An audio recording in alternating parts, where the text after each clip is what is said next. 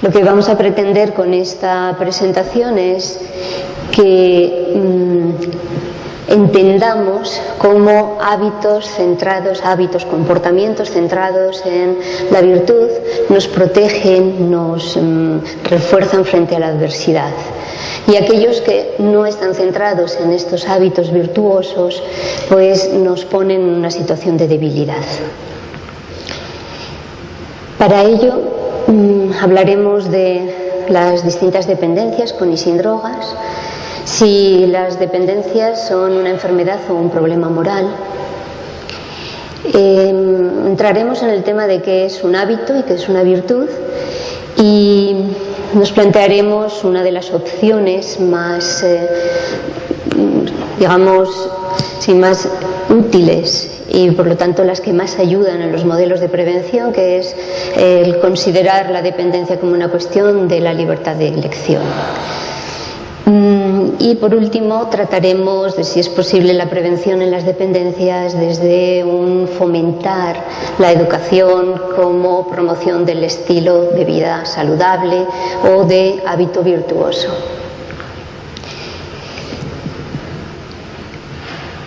Todo comportamiento de consumo, de uso de drogas o de las otras dependencias, en principio son una conducta, un hábito, no una enfermedad ni un desorden o un trastorno en sí mismos. Por lo tanto, se da una sucesión, una transición desde el uso, que puede ser ocasional, recreativo, al abuso y a la dependencia. Pero puede llegar un momento en que se instala esta dependencia, porque los estudios nos aportan ya unos cambios neurobiológicos asociados a los consumos, sobre todo determinado tipo de consumos, que generan problemas de salud e incluso sociales derivados de estos problemas de salud y de comportamiento, que ya nos cuestionan de si realmente son reversibles. En la Clínica Galatea, uno de los grupos de población que atendemos son precisamente los profesionales de salud que tienen problemas de adicción a fármacos, a alcohol, a cocaína, heroína, diferentes sustancias. Los tratamientos pueden llegar a ser exitosos tanto si los abordamos desde hospital de día o comunidades terapéuticas. Pero llega un momento en determinados casos, y que suelen ser bastante generalizados, o sea, bastante frecuentemente, sucede que un momento de ansia provoca la recaída. Es como si hubiera realmente un cambio neurobiológico o alguna otra situación que revierte todo el proceso terapéutico. Por lo tanto, tenemos que tener muy en cuenta los distintos tipos de dependencia, edad de inicio, factores asociados al inicio, al proceso, y sobre todo la vulnerabilidad personal del dependiente. Entendemos por dependencia el estado mental, afectivo y físico patológicos, por el que una persona necesita un determinado estímulo, el que sea, ingerir una sustancia, usar el móvil, sentirse apoyada, conectarse con su grupo de WhatsApp, lo que sea, para lograr un bienestar. En principio siempre se busca un bienestar con ese comportamiento. Entonces, habitualmente hablamos sobre todo de que la persona establece una relación,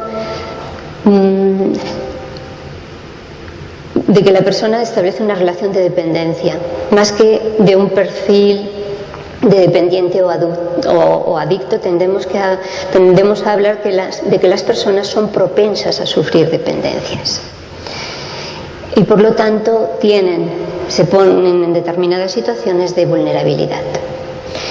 Entonces, estamos en un contexto, como ya los expositores que me han precedido nos han puesto en ese contexto de realidad de una sociedad que promueve precisamente dependencias, que promueve unas situaciones más que fortalecer, debilitan, ¿no? Nos hacen más vulnerables a determinadas influencias que no precisamente nos ayudan a crecer o a ser responsables o maduros, sino todo lo contrario, especialmente en la juventud. Entonces, la adquisición de una dependencia, como decíamos al principio, la conducta está vinculada, está controlada por un aspecto placentero de la conducta. Pero llega un momento en el que esa dependencia, ese comportamiento ya no se persigue por el placer, sino por el alivio de la tensión, la zozobra de conseguir o no conseguir la droga, o la abstinencia de la droga o de la conducta de dependencia le produce. Entonces, digamos que ya se convierte en la situación de dependencia no en un disfrute, sino precisamente en un problema de resolver mi ansiedad.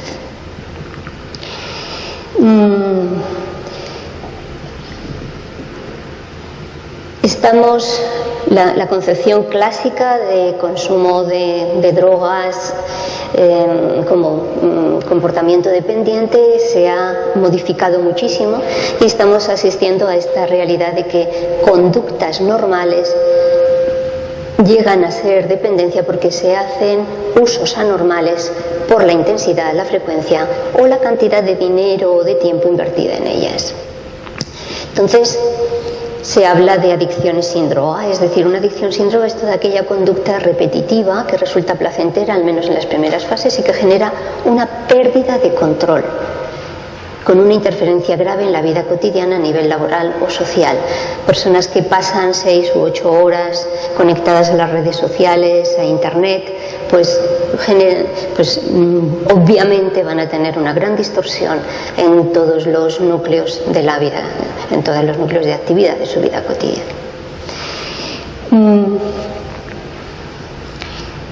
Entonces, las claves para considerar la dependencia son la pérdida de control y las consecuencias negativas de todo tipo que se derivan.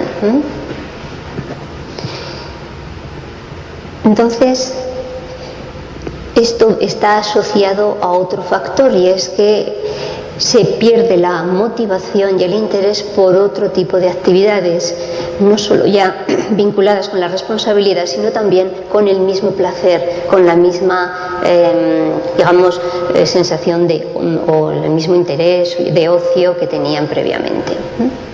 Lo que antes proporcionaba satisfacción, ahora ya no lo produce. Aquí pongo una clasificación muy sencilla de dependencias, las químicas a las que estábamos habituados, pues dependencia de opiáceos, de alcohol, de cocaína, alucinógenos, la cannabis, la marihuana, las drogas de síntesis, el tabaco, y las nuevas dependencias o dependencias sin droga, el juego patológico, la adicción al sexo, a compras, a comer, al trabajo, al ejercicio físico, al móvil, al internet. La duda aquí es hasta qué punto estos comportamientos son normales o patológicos, dónde está el límite. Este es otro gran desafío que tenemos tanto en los grupos, las familias, los jefes de personal, por ejemplo, o también los distintos grupos sociales. ¿Hasta qué punto cómo podemos distinguir lo normal de lo patológico? La afición y el disfrute y la dedicación muy exclusiva al trabajo, o la adicción al trabajo, por ejemplo, o pues el consumir o el darme un gusto de comprarme algo versus el consumismo patológico. Entonces, siempre tenemos que estudiar en la dependencia tanto la frecuencia como la pérdida de control. Estas son las dos variables para distinguir lo normal de lo patológico. Mucha frecuencia y pérdida de control, estamos ante una situación patológica. Vamos a considerar un punto de partida universal, que es que el mayor número de aficiones e intereses de una persona está en relación directa con el deseo, la aspiración a ser felices. Esto, a ser felices, a tener disfrute por lo que vivimos, por lo que deseamos, por lo que aspiramos.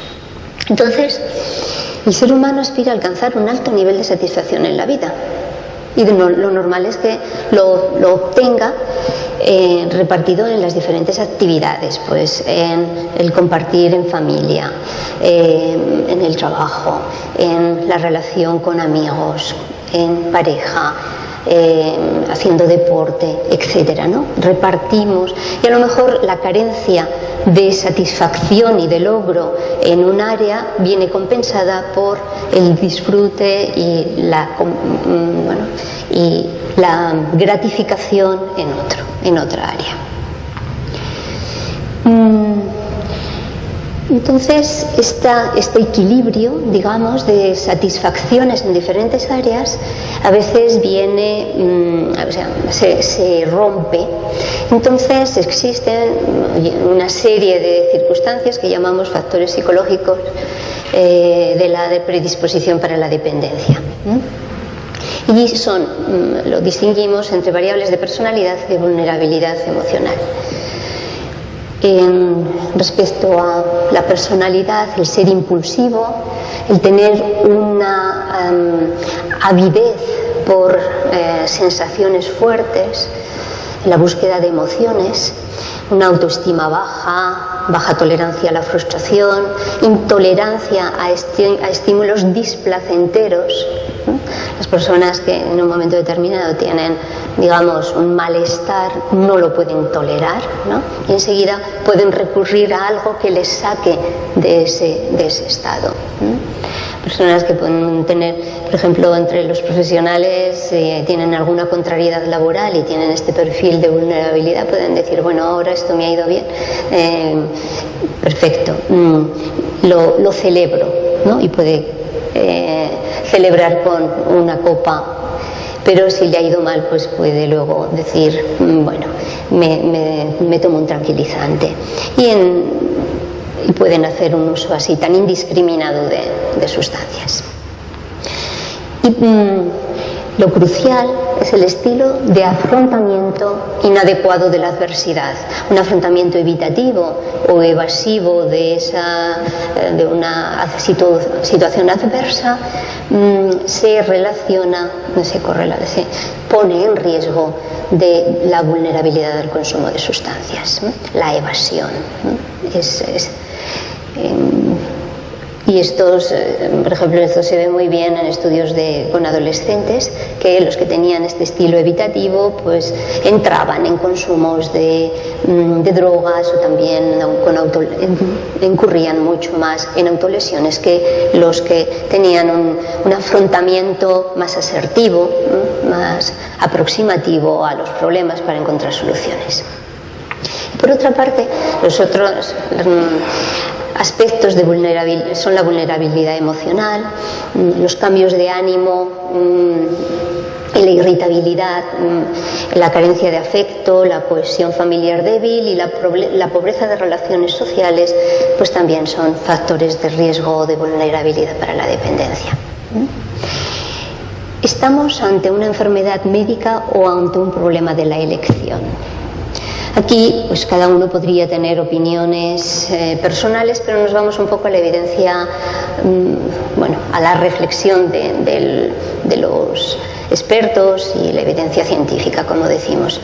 En un modelo médico, por supuesto, pues sería una enfermedad médica la adicción. Entonces, suponemos que es la enfermedad, hay una enfermedad de base que crea distorsiones en el pensamiento, en los sentimientos, en las percepciones, que impulsan a la persona a comportarse de esta forma, de una forma dependiente de algo. Pero, por lo tanto, la opción de la adicción no es tal, sino que es una manifestación de la enfermedad. Hay una enfermedad que se expresa con la adicción. Esto tiene su cuestionamiento, y es que llevaría a suprimir la responsabilidad de la persona que tiene esta conducta dependiente. El otro, el otro polo, pero también intentan ser integrador y conciliador en algunos enfoques, es considerar las dependencias como un problema de elección, y sobre todo en esto están modelos cognitivos sociales, entre ellos fundamentalmente Heyman. Entonces, la dependencia es una elección personal de consumir o establecer una relación de dependencia a algo, y sobre todo toma en cuenta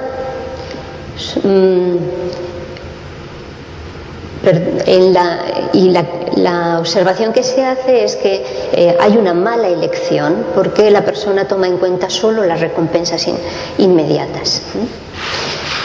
Entonces no está centrada en las consecuencias y por lo tanto en asumir responsabilidades.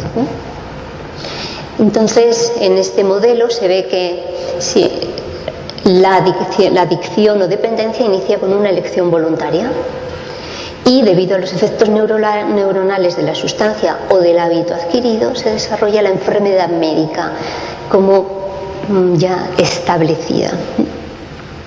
Entonces, estos autores proponen factores cognitivos y afectivos que están relacionados con la intención y el compromiso de la conducta. Entonces,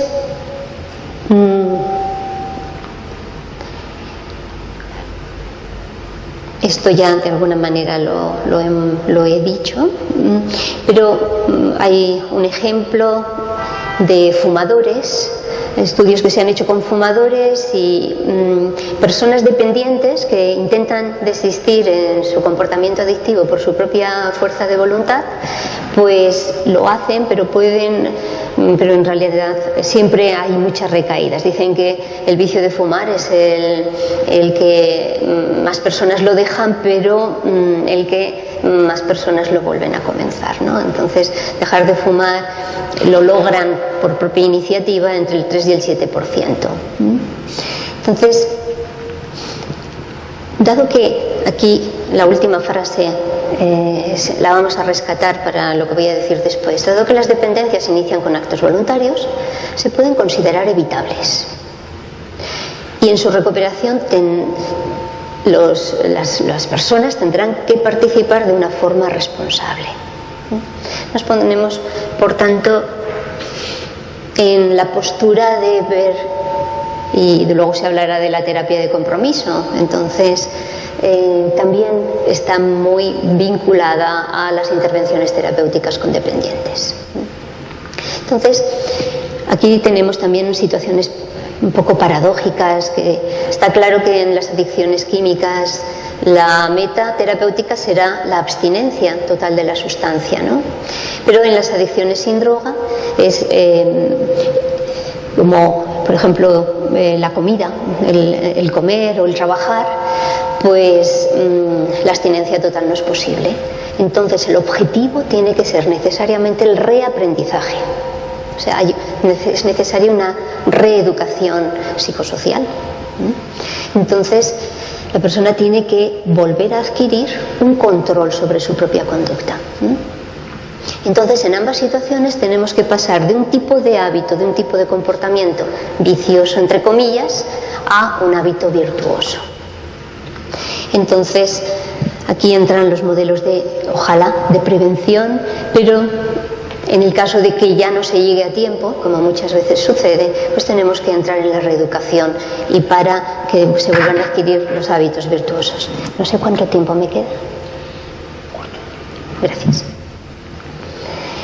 Entremos ahora en distinguir qué es hábito, vicio y virtud para, digamos, unificar lenguaje. Y he ido a lo clásico, a los aportes clásicos. Un hábito es sobre todo las personas que han estudiado más filosofía y teología y sobre todo el pensamiento de Santo Tomás de Aquino, pues esto lo tienen muy claro. El hábito es una disposición que inclina al intelecto, a la voluntad y a los demás sentidos a un acto, ¿no? Ese es el hábito. Se adquiere por la repetición de los actos guiados por un recto criterio, pero eso requiere tiempo y experiencia, es decir, perseverancia. Además, implica libertad, que lo usamos cuando queremos y no lo usamos cuando no queremos.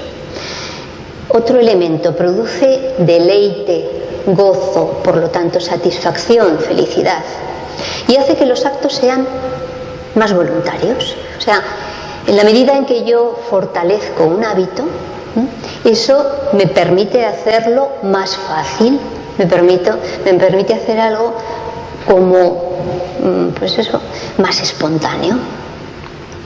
Y fácilmente podré decir no a algo o sí a otra cosa.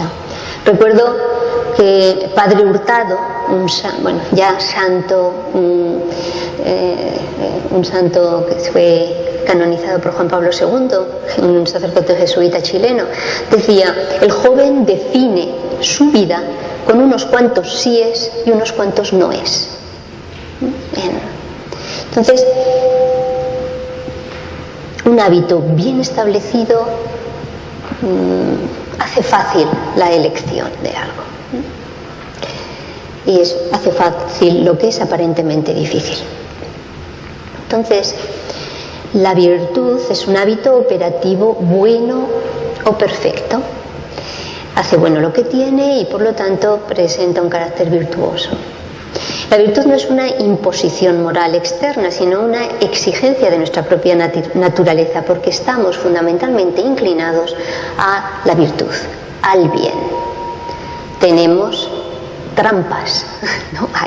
Hay, digamos, a veces resbalamos, tropezamos y no lo tenemos tan claro, nos vamos por el camino lateral o no cogemos el camino directo del bien.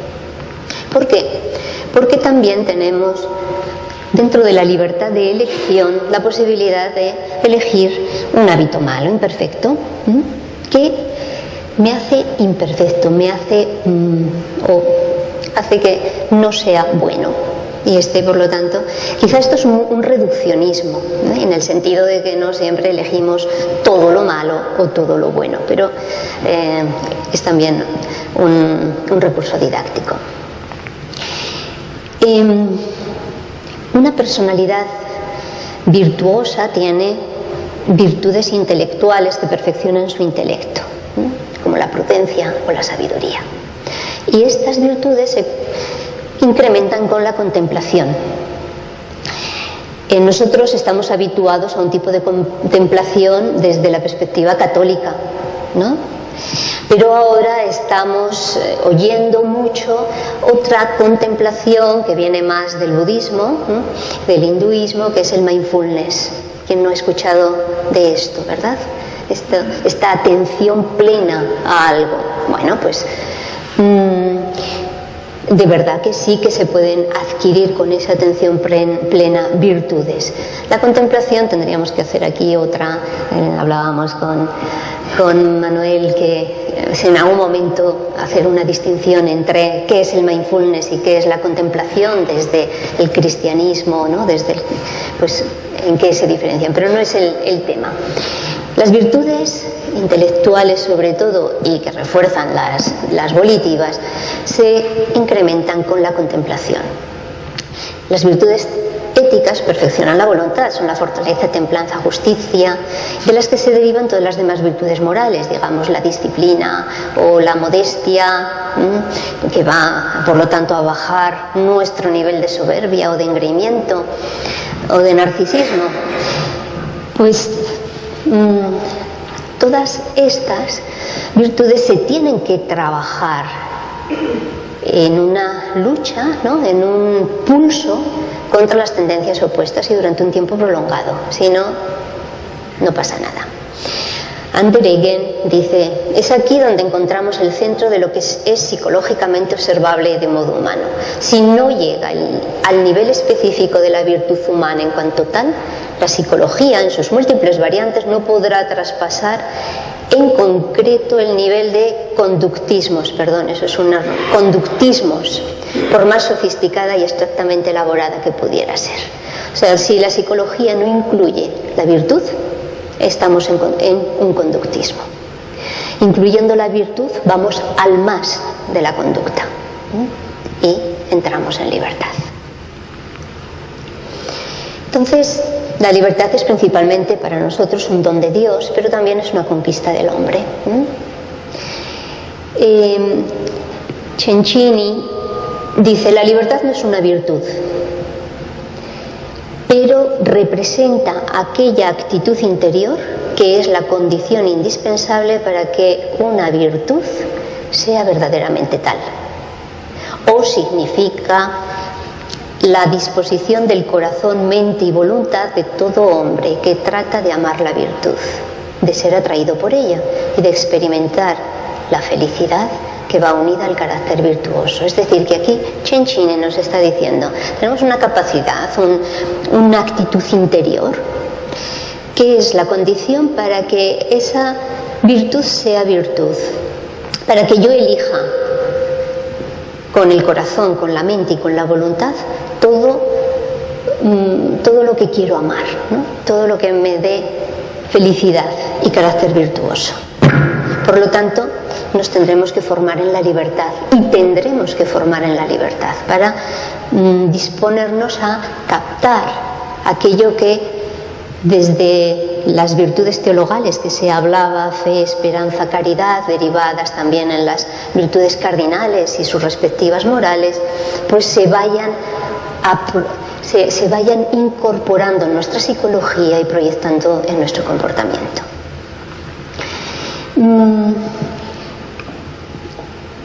Para hacer crecer la autoconsciencia y la libertad, además de partir de la perspectiva psicológica, tenemos que considerar los impulsos no controlados e inconscientes.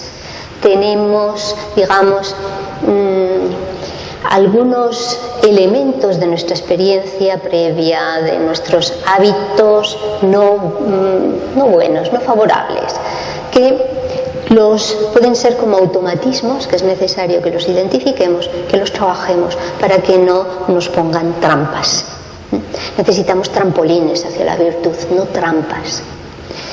Y esto, en definitivo, entonces es necesaria una disposición objetiva y la interiorización, o sea, necesario reconocer la conveniencia social de las virtudes, pero es importantísimo interiorizar las virtudes.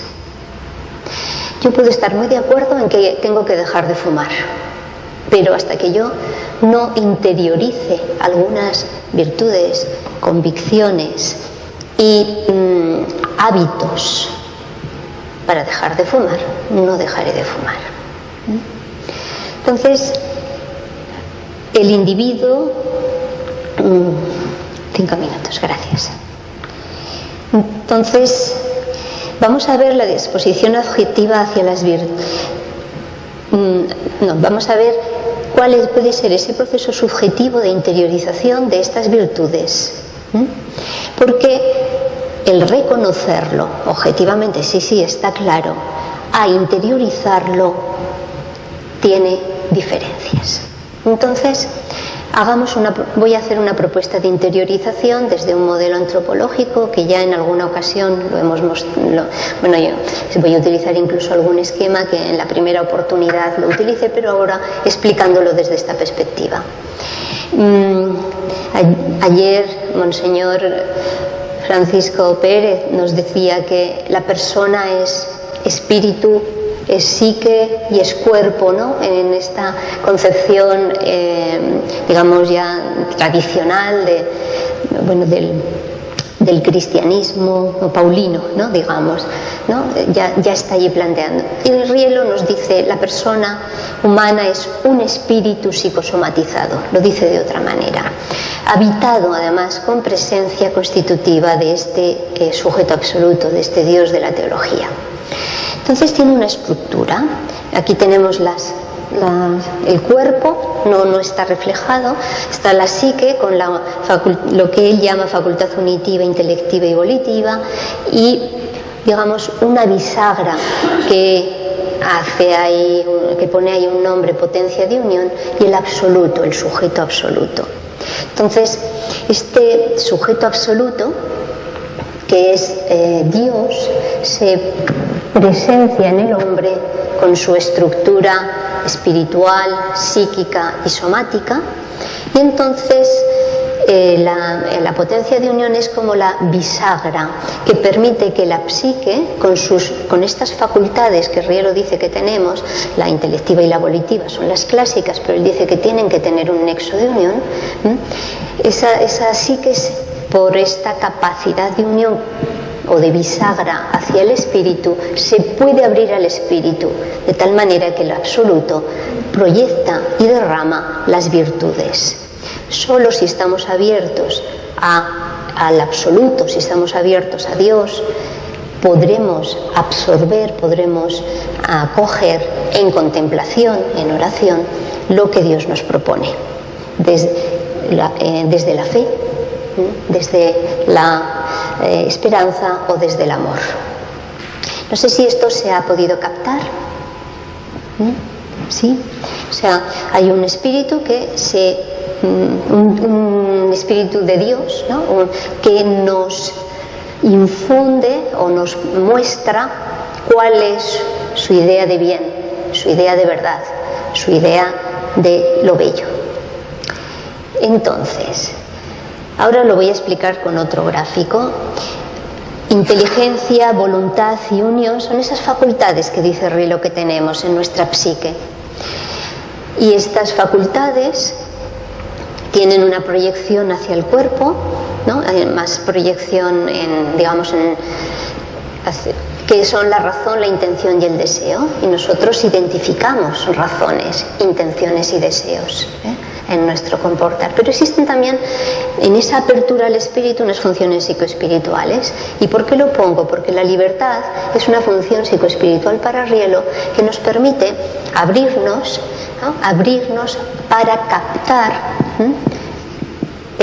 lo que Dios nos propone, lo que Dios nos revela. Entonces es como son las antenas, son el receptor para yo captar lo que Dios propone a mi inteligencia, lo que Dios propone a mi voluntad, y eso yo lo tengo con Dios que unir para encaminar mi comportamiento. De tal manera que él dice que tenemos unos receptores en ese espíritu, que son la creencia, que activa la intuición y abre la razón al entendimiento divino. O sea, hay una actividad, ¿no?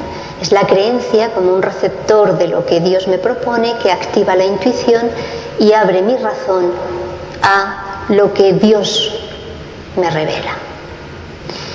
Luego existe un amor, otro receptor, digamos, una capacidad de recibir el amor que activa la libertad y abre la intención al entendimiento divino, a la unión divina.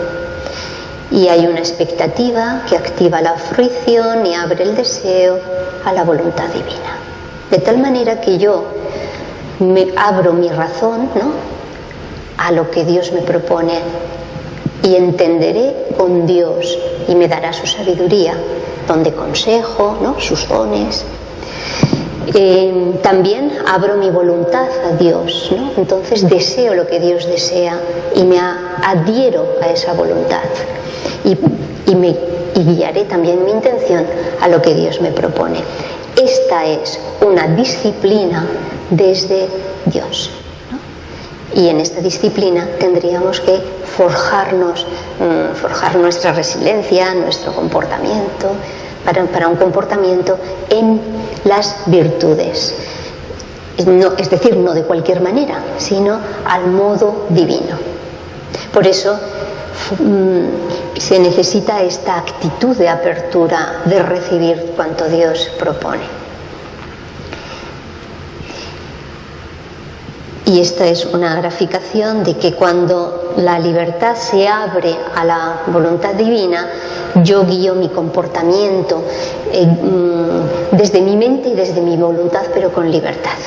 Desde este esquema, desde esta antropología, porque todos tenemos esta experiencia de dar unidad, de ordenar, de transformar y de dirigir las distintas formas en que se nos manifiesta la realidad y nuestra experiencia.